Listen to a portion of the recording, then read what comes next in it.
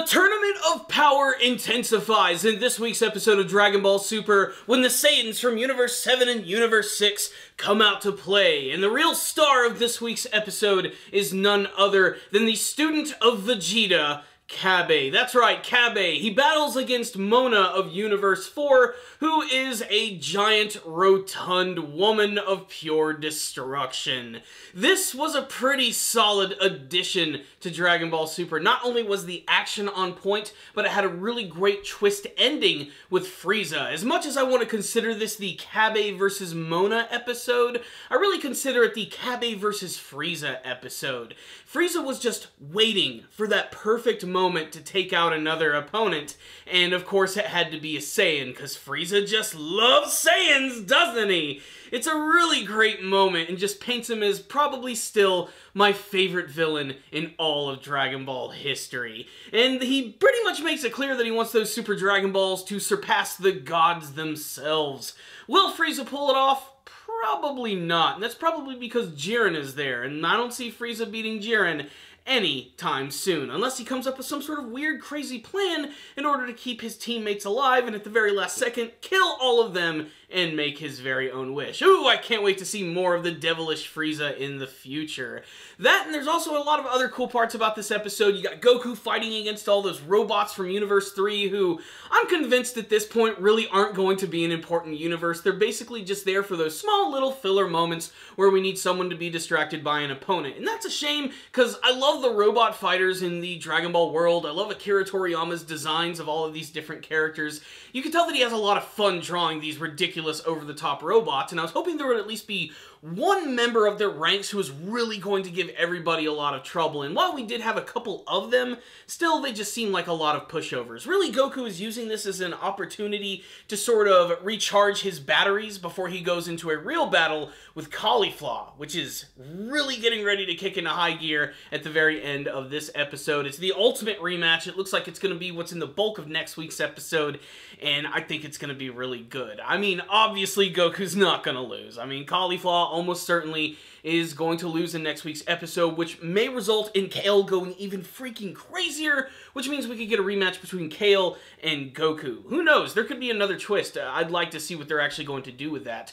I also love how little by little they're building up the Namekians from Universe 6 as well. The battle with Gohan and Piccolo is continuing, and they're pretty typical of what you've actually seen from the other Namekians in the series, being able to fire ki blasts from their mouths and overall just being really strong. But even Piccolo has to acknowledge the actual strength of these Namekians, but I'm waiting to see a little bit more from these characters. I'm kind of hoping they can show us something that we've never seen, some brand new techniques. Maybe they'll actually be able to fuse together and become like one epic, super powerful Namek, which makes sense. We've seen them do it before in the future. Hopefully they have some sort of unique gimmick outside of the fact that they are just Namekians from Universe 6. I'm really excited over the prospect of them, and I'm really hoping that both Gohan and Piccolo get their due when that battle comes.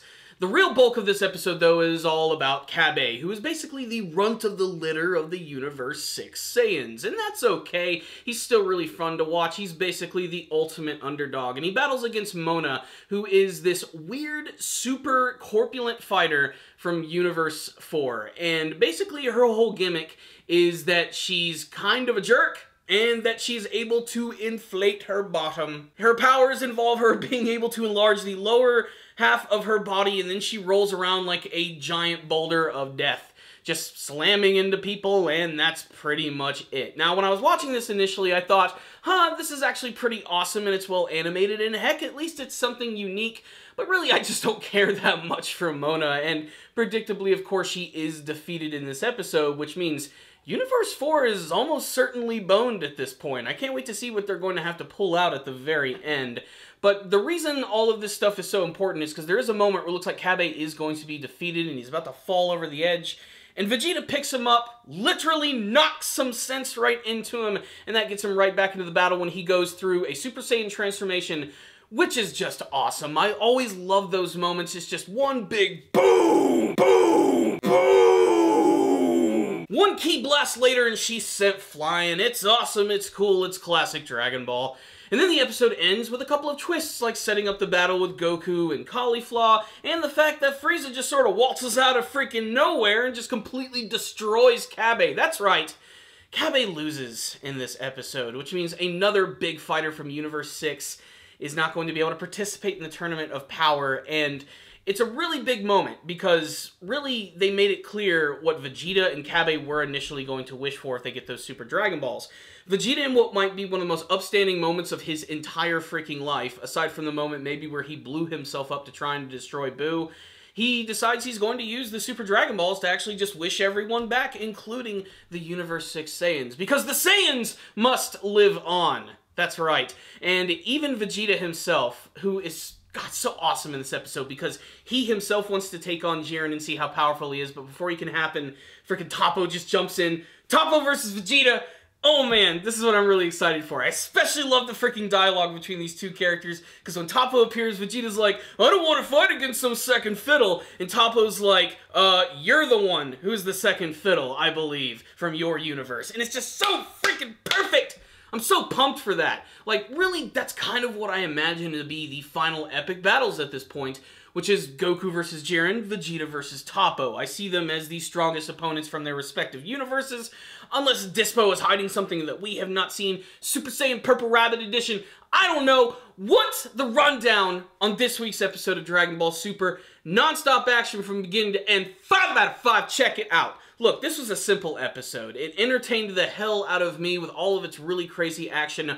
Mono, while an annoying character, was still unique. The battle with Cabba was unlike anything that I've seen from Dragon Ball thus far, and that's a reason to check out this week's episode. Whenever I see something unique and a power that I've never seen before, I think it's pretty freaking awesome. Also, I loved Frieza coming in at the very end and taking out Cabba. Why? Because it's just such a great villainous moment, and it reminds us why Frieza is just so much an underhanded villain in the series. He even brought out freaking Gold Frieza in this episode. Gold Frieza, just to take down Cabba in the most violent fashion possible by blasting him multiple times before sending him into the very abyss of the void.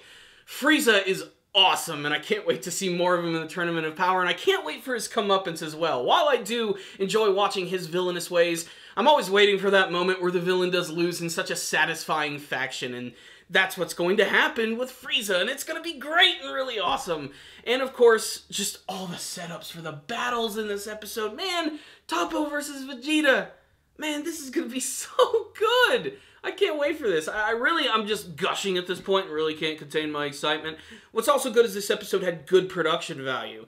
Believe it or not, that's right. Good animation, good artwork, not reusing animation.